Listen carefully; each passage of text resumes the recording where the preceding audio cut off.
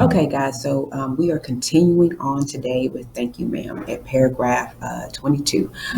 So let's have just a quick recap of what's happened so far.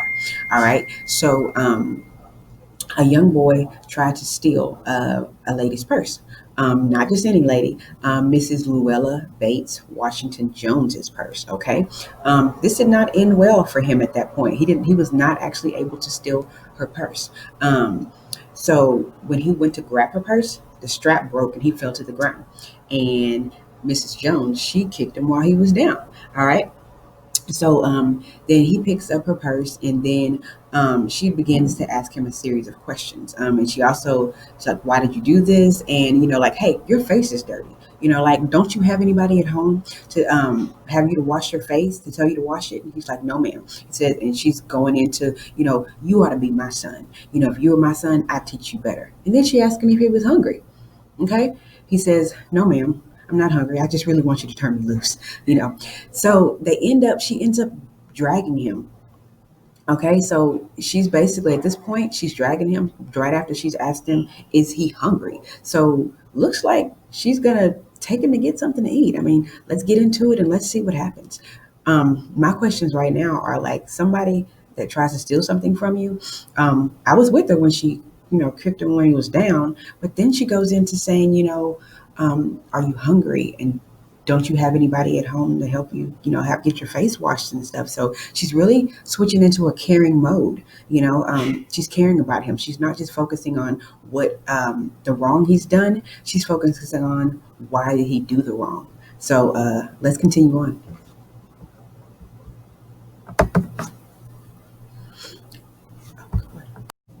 Okay, guys, so we are continuing with Thank You, Ma'am at paragraph 22.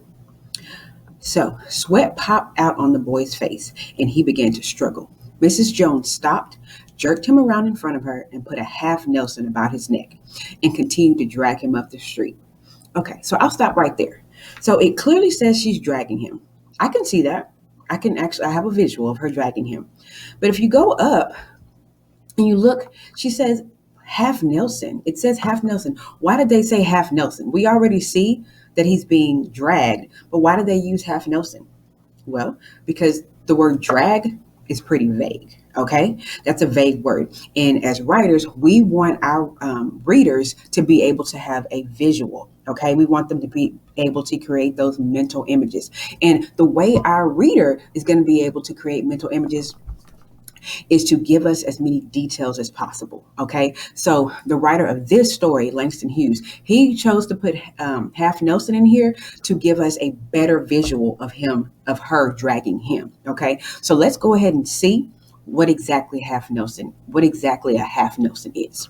Okay, so let's go ahead and first get the definition of half Nelson. I'm going to highlight it, give it a quick right click, define half Nelson.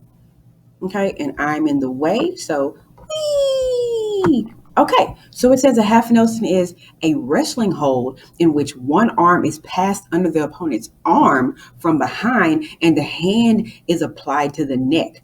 See there? That's a whole lot of detail. Like, this is not just dragging, okay? So now she's not only dragging him, but she has him in this crazy kind of hold that I bet you he can't even get out of, okay? So it's a lot going on with this hold. Okay. You know what would be a good thing right now? We need a picture of it. Okay. We need to go ahead and get a picture of it. So let me go back to half Nelson, right click it again. We're going to explore this. And we don't want the web stuff. We want the images. Oh yeah. Yeah. So this is how this lady had this poor little boy. Yeah. Yeah. He can't get out of that. So now you don't just see him being dragged anymore. You see him dragged in a half Nelson, and she's got a good hold on him. All right. Okay. So I'm going to go ahead and add a note there about this. Okay, so I've added this comment. I've highlighted it in pink because we've analyzed this. We've looked this word up and we've analyzed it, in that we can actually see that Mrs. Jones is dragging him in a wrestling hold that is most likely really hard for him to get out of. All right, so we've got our first mental image for this paragraph created. So now we're going to keep on reading. All right, right here.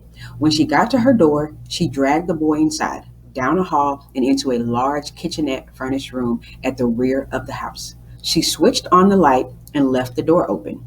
The boy could hear other roomers laughing and talking in the large house. Some of their doors were open too, so he knew he and the woman were not alone. The woman still had him by the neck in the middle of the room. All right, so we see here that the boy has been being dragged into the room, into an area with a lot of other people. Okay, so my questions are, why didn't anybody else in the room say something or ask, "Hey, Miss Jones, why do you have this boy? What's going on? What's wrong with this boy?" And why didn't the boy yell out and scream for help? That's what I'm wondering right now. So I'm going to go ahead and add that in there. That's a I wonder type thing. So I'm going to go ahead and make that comment. All right, so I've added that comment and I did highlight it in blue. I highlighted it where it said he knew he and the woman were not alone. Okay, so if they're not alone, in my comment I put, I wonder why the other people did not ask Miss Jones why she was dragging the boy and why he didn't yell for help. It would seem like a great opportunity to get some help. Why didn't he ask for it? Hey guys, so I have really zoomed in right now because we have a break in reading for a short answer question. That short answer question is right here in this box at the bottom of the page. It says, based on paragraphs 1 through 22, how do you think the boy feels about this woman? Use text evidence to support your answer. You can go back in the parts we read yesterday to fill in your answer and fill in the sentence stems below. So here are our sentence stems right here. First is, I think that the boy feels blank. Okay. So we have to think about, how do we think that he feels? Okay. And then after we figure out how we think he feels, we need to answer this next sentence. I think this because in paragraph blank, it says blank. So we're going to show our text evidence. We're going to, whatever answer that we choose about how we think he feels, we're going to go back in the text and find that, note the paragraph number, and say exactly what it says to make us feel like that, however we think the boy feels. Okay, so right here, I have added how I think the boy feels. I think that the boy feels confused and scared. Okay, so guys, I've gone ahead and added my answer as to how I think the boy feels. All right, so I put that I think the boy feels confused and scared. Okay, I'm thinking he feels confused because this woman has taken him back to what looks to be her home where she lives. But he just tried to steal her purse, but she's taken him home. And she's also said, you ought to be my son. Like, can you guys think of any time when a thief, you'd actually want to take them into your home? Okay, so he's probably confused. Like, why does she want me in her home? And I also think he's scared because this lady's grabbed him. She's got him in this half Nelson thing. She has dragged him and he can't get away. And so, yeah, he's scared. So I think he's confused and scared. But I'll take you to the part to where it really kind of tells me of his confusion and scared all in the same part in the text. And we'll go right up there now. Okay, so I would go back up to paragraph 21 when it says at the end of the paragraphs, when I get through with you, sir, you are going to remember Miss Luella Bates Washington Jones. Okay, if somebody tells me that you're going to remember when I'm done with you, I'm scared. Okay, but what are you going to do? Like, why am I not going to forget you? What are you going to do to me? What are your plans? So it's scared and confused. So that in the text is where it supports my answer best of me feeling that the boy is confused about this woman and scared of this woman. Okay, so I'm going to copy and paste this text right in there and keep my quotations and note that it's paragraph 21.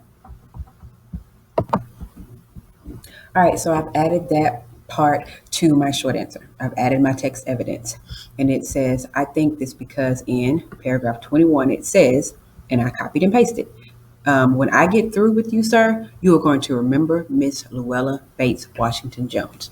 All right, so I've answered the question and I've showed my text evidence. Now I need to explain my answer, okay? Like, how did I come to this answer? And that right here is our last sentence.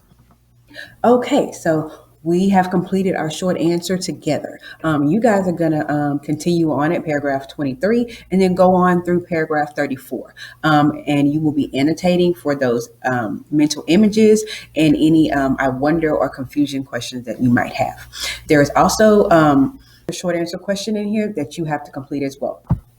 And so when you are completing your short answers, please, guys, go back up into the text, okay? You may need to do some rereading, okay? Because we know good readers will have times when they need to reread, okay? So before you answer your short answer question, go ahead and do some rereading. Go back up into the passage and do some rereading so that you can have some good text evidence and you can support your answer. All right, if you guys have any questions, please come to tutorials or email your teacher. Bye.